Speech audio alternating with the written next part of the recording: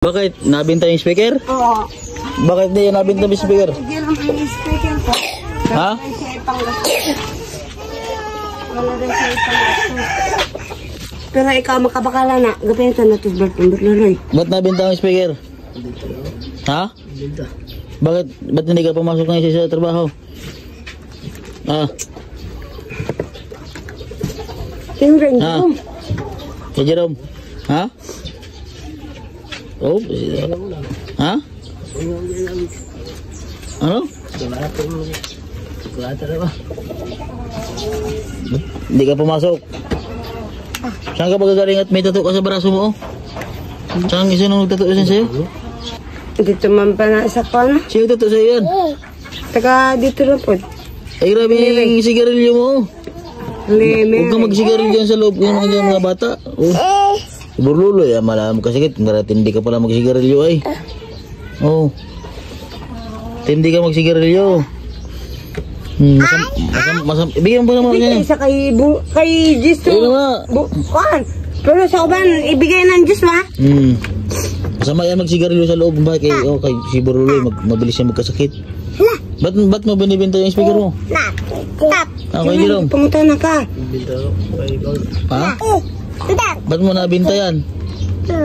Sayang naman yan lamang yung ano eh. Saan gamitin natin sa sa birthday ni Burluloy? Para tayong gamitin pag bininta mo yan. Magkano ang binta mo yan? Kay Jerome? 5 na lang Jerome. Kasi rin pa man magasto kay Burluloy pag birthday. Magkano binta? Kasi ang mo anak. Magkano binta dyan? 500? Ha? Mahal kasi. 500 lang.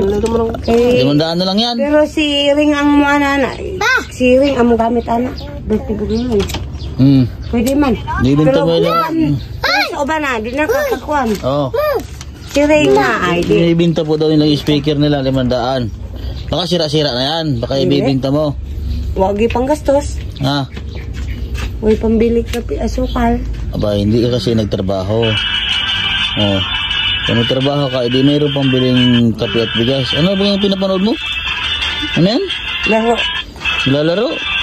Wala na mabinta. Yung gulok daw, bininta mo yung gulok.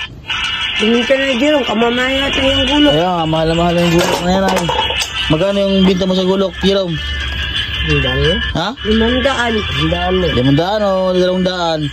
200 lang daw bininta mo yung gulok. 200. Ha? 200 siguro ito. 200. Kasi sabihin ko kung magbili ng speaker yung aking mama ni mami ni Joy. Speaker kasi kami ay. May man to. Kaya kay malaki na kasi niya. Binibinta po daw yung speaker. 500 lang po daw yan. Ang mura naman sa 500. Parang daw ito may pambiling baka kaya bibinta mo lang ng mura yan para pambiling sigarilyo o kaya alak. Baka wala nang pangsige kaya binibinta yan. Kung nagpasok ka sana, meron ka sana ng pera ngayon pambiling kape at asukal. Kaya sabihin ko doon kung magbibili 500 lang daw yan 500. O mayroon ka pang dito eh. Saan ito galing yan? Ha? Ay sira. Ay mahina na pala. Ha? Mahina na pala yan. Kaya pala binibinta mo. Sasabihin ko doon kung mabili ng speaker.